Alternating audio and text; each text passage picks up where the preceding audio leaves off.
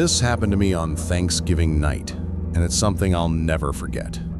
2 years ago, I was sick with one of those nasty respiratory viruses going around. The fever had passed, but I was still coughing every 5 seconds, my voice barely working, and chills running through me. Even though I felt awful, I had promised a coworker I'd look after her elderly cat while she was out of town. The cat needed daily medication, so I couldn't back out. On top of that, I was determined to grab my tennis rackets and bowling ball from my dad's place, gear I hadn't touched in months but wanted for when my friend and I planned to play again. So, despite being sick, I made a stubborn plan: take the light rail toward my dad's, meet my brother to grab my stuff, then head back and stop at my friend's place to check on her cat. Simple enough, or so I thought. By the time I was waiting for the bus near the station, it was 9 p.m. on Thanksgiving. I was alone, weighed down with a 13-pound bowling ball, tennis rackets, leftovers, and my puffer jacket. Apple Maps kept lying to me, bus arriving in 1 minute, only for nothing to show. Then it would jump to next bus in 15 minutes. I was exhausted, freezing, and just wanted to get home. That's when a car pulled up. Inside were several men, laughing and speaking in other language. I figured they were dropping someone off. But after a moment, one man got out and the car drove away. The station was big, and I stood off to the side, coughing. Yet this man walked straight over and sat right next to me. I tried to ignore it, staring at my phone, refreshing the bus times. Then suddenly, I felt his arm clamp tightly around my shoulder. My mind went blank. I froze. He mumbled something like, "Are you okay?" I whispered that I was fine, just waiting for the bus. He let go, but minutes later, he did it again. This time, stroking my back. Red flags everywhere, but I was alone, sick, and he was huge. Well over 6 feet, easily double my weight, with a bandana covering his face. I didn't want to provoke him. Finally, headlights appeared. My bus. I slipped out of his grip, muttered, "My bus is here," and tried to leave. But he made it clear he planned to follow me. On the bus, I stayed standing so he couldn't sit beside me. My heart was racing. I texted a friend, panicking, trying to figure out what to do. I couldn't go to my coworker's place. What if he followed me there? Instead, I decided to get off at my workplace stop. Even though the restaurant was closed, I knew coworkers would still be inside finishing up, and mall security cameras covered the area. When the bus stopped, he got off with me. His grip on my shoulder was even tighter now. I walked slowly, terrified to run too soon. As we neared the back employee enclosure, I saw 2 coworkers standing by the trash enclosure with the door propped open. That was my chance. I slipped out of his grip and sprinted inside, begging them to shut the door.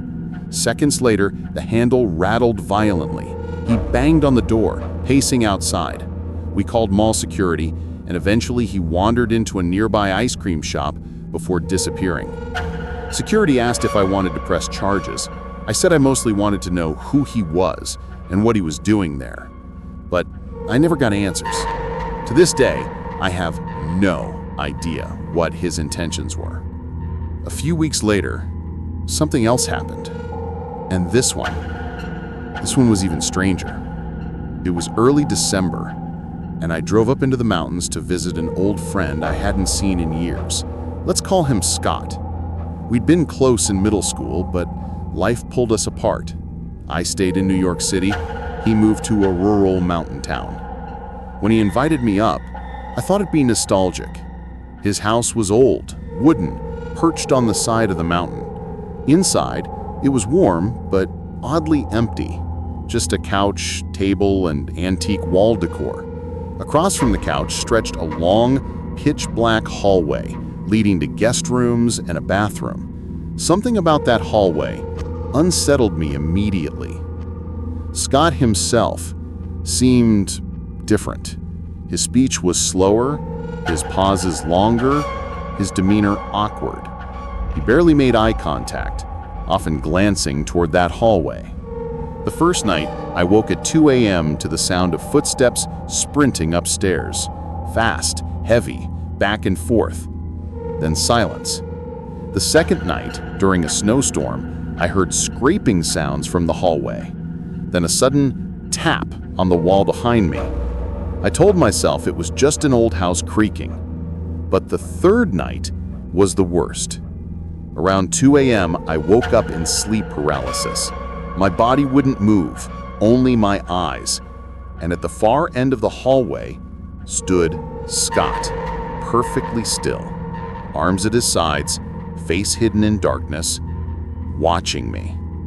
He stood there for what felt like an eternity, then slowly turned and walked into the guest room.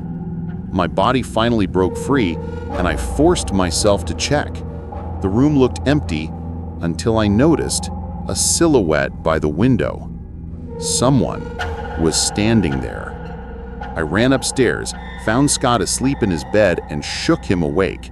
He looked irritated, confused, but when I told him what I saw, his expression changed, almost like he already knew. When I demanded, "Who is downstairs?" he just shrugged. That was it. I packed my bag, ran to my car, and left in the middle of the snowstorm. As I backed out, I made the mistake of looking up at the house one last time. In the window of that guest room, a silhouette, watching. After that weekend, Scott stopped responding to my texts. The only reply I ever got was, "I'm fine." Nothing more. Whatever happened to him and whoever was in that house, I'll never know. But I'll never forget it. Thanks for watching this video. If you enjoyed it, don't forget to like, share, and subscribe.